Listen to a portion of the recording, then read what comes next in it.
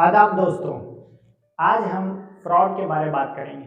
ऐसा फ्रॉड जिसमें ताजमहल को बेच दिया गया और एक बार नहीं 3 बार सिर्फ ताजमहल को बेचा गया, कुतुब मीनार को बेचा गया, लाल किले को भी बेचा गया और मेंबर ऑफ पार्लियामेंट के साथ पार्लियामेंट को भी बेच दिया गया। तो ये सब कर कौन रहा था, इसके पीछे कौन लोग थे?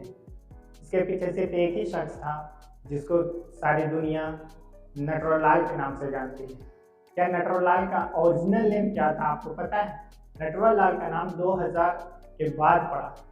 सन 2000 के बाद उसको लोग नटवरलाल के नाम से जाने लगे। उसका ओरिजिनल नेम मिथिलेश श्रीवास्तव है, जो बिहार के सीवान डिस्ट्रिक्ट के एक छोटे से गांव बांगरा में 6 जून 1912 को जन्मा था। नटवरलाल पेशे से लॉयर था। लॉयर की वजह से इसको सारे डॉक्यूमेंट्स की जानकारी थी, सारे कानून ये जानते थे। इस वजह से इसको फर्जरी करने में आसानी हुई। लॉयर और एडवोकेट में एक फ़र्क होता है। लॉयर उसे कहते हैं जो LLB कंप्लीट करके वो प्रैक्टिस नहीं करता है किसी भी कोर्ट में, और एडवोकेट जो होता है वो प्रैक्टिस करता है, उसको एडवोकेट कहते हैं। तो एडवोकेट और लॉयर में एक फ़र्क होता है। तो ये बेसिकली प्रोफेशनली लॉयर था।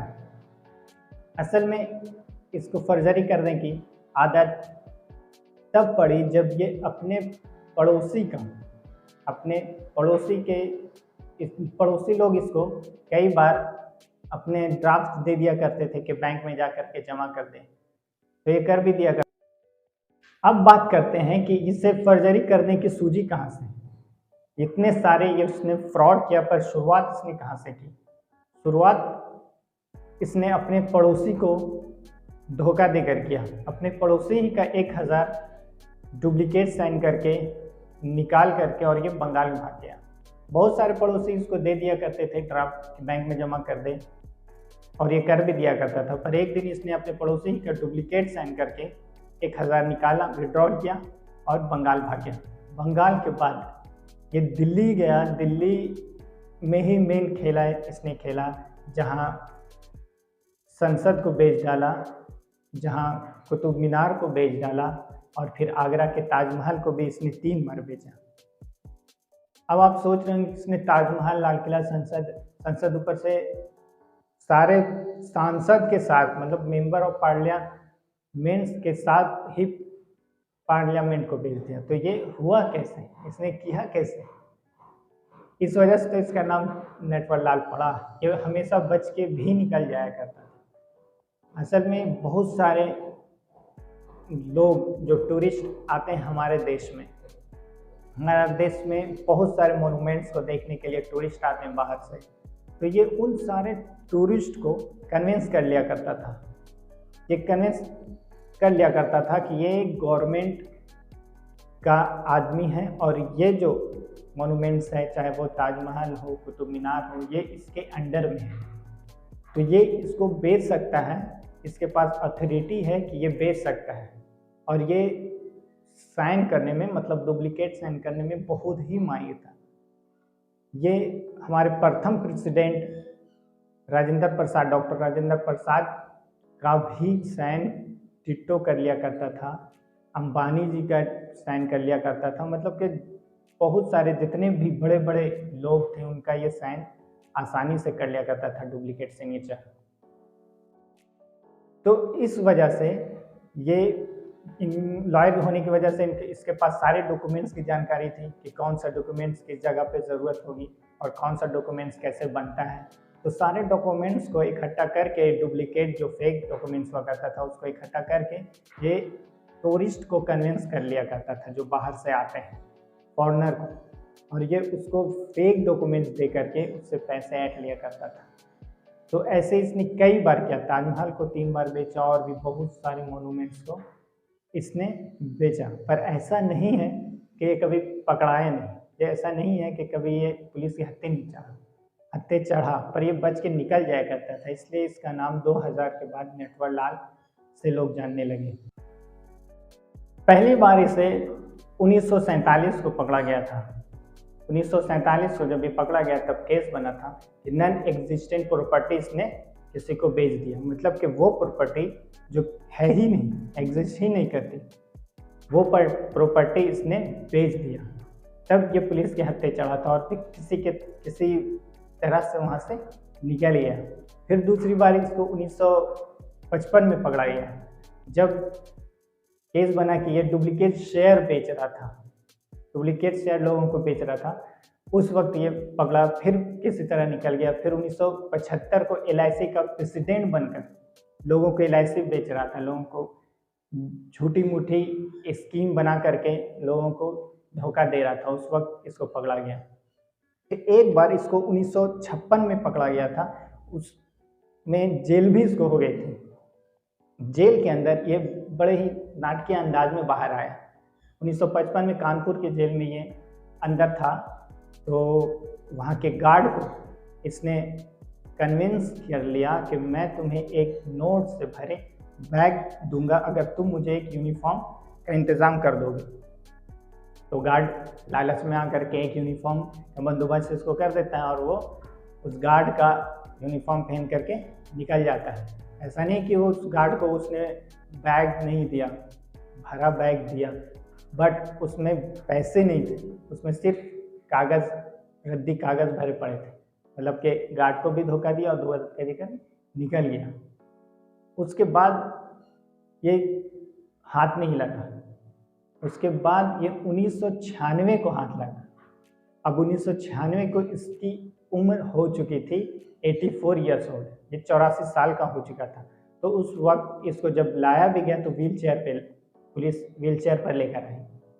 1996 को जब व्हील चेयर पर लेकर आई, उसके बाद सारा केस चला और जब जेल इसको हो गई, तो जेल जाने के बाद इसने एक बार मेडिकल कराने को पुलिस ले जा रही थी। तुम अब 84 ईयर्स ओल्ड हैं और प्लस व्हील चेयर पर हैं। तो जब इसको मेडिकल ले जाया जा रहा था, बीच में दिल्ली रेलवे स्टेशन पर अचानक से नटवरलाल गायब हो जाता है। मतलब अचानक से गायब, और उसके बाद फिर दिखा ही नहीं, उसके बाद कभी नहीं दिखा। 1996 में जब गायब हुआ तो कभी नहीं दिखा। ऐसा गायब हुआ जैसे कि दाऊद इब्राहिम का फोटो, कि दाऊद इब्राहिम का फोटो भी नहीं दिखता, उसी तरह नटवरलाल भी फिर कभी नहीं दिखा। पर अचानक 2009 में इसके वकील आकर कोर्ट में पेश होते हैं और कहते हैं कि सारे केस जो है उसको ख़त्म किया जाए, क्योंकि नटवरलाल की मौत हो गई है, नटवरलाल अब इस दुनिया में नहीं रहा। अब कहाँ 1996 को जब ये गायब हुआ था 84 ईयर्स में, तो लोग सोच रहे थे कि इसकी मौत हो गई, ये मर गया होगा, इसलिए अब इतना दिन से कहीं पर कहीं दिखा नहीं। पर 2009 में उसके भाई ने, नटवरलाल के भाई ने ये आकर के कंफर्म किया कि ये झारखंड के कैपिटल रांची में इसका अंतिम संस्कार कर दिया गया है। तो मृत्यु इसकी माना जाता है 2009 को। तो इतने सारे इसने फर्जरी करने के बाद बच के निकल भी जाया करता था, पुलिस के हत्थे चढ़ता था, कभी कस्टडी से निकल जाया करता था, कभी जेल के अंदर जाकर के उसके बाद से निकल जाया करता था। इस वजह से इसको नटवरलाल का नाम दिया गया है। तो अब जिस तरह से सिक्के के 2 पहलू होते हैं, किसी के लिए कोई खराब तो किसी के लिए कोई अच्छा। अगर आप नटवरलाल के बारे में उसके गांव जाकर के बांगरा में पूछेंगे, बांगरा जो सिवान का एक छोटा सा गांव है, तो वहाँ पर नटवरलाल को एक हीरो की तरह माना जाता है। मतलब कि ऐसा हीरो जो गरीबों की मदद करता है, रॉबिन हुड की तरह, कि अमीरों का प्रॉपर्टी ले, अमीरों से पैसा ऐंठे और गरीबों की मदद करे। तो बांगरा में ये उसका इमेज बना हुआ है। शायद लोग कहते हैं कि वहाँ पर एक इसका मूर्ति भी बनाया गया था, और अभी है कि नहीं पता नहीं। तो इतनी इसकी पॉपुलैरिटी इसके गांव में है।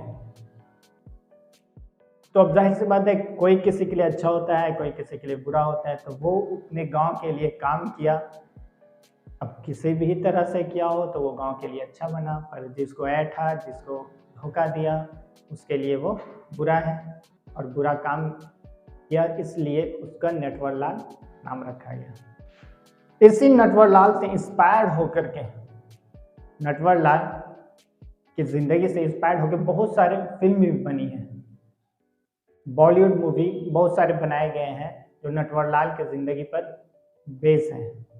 आप देख सकते हैं वो फिल्म जा करके यूट्यूब पर या कहीं पर भी सर्च करेंगे नटवरलाल के नाम से तो बहुत सारे मूवी आ जाएंगे जिसमें वो कैसे कैसे धोखा देता है ये उसमें बताया गया है। तो ये थी कहानी नटवरलाल की जिसने ताजमहल भी बेच दिया।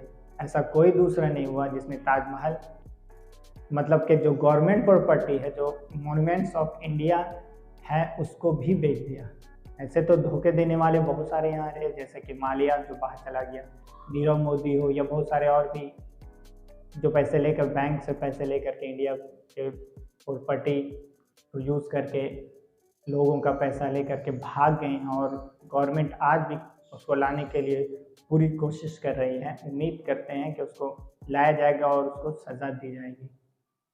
जिस तरह नटवरलाल को भी वो लास्ट अपनी ज़िंदगी में परेशान रहा, कोर्ट कचहरी, इसी तरह और भी लोग जो धोखा दे करके इस देश से भागे हैं वो भी इसी तरह परेशान होंगे, और एक न एक दिन उसको भी ये देश अपने कानून के हिसाब से सज़ा देगी।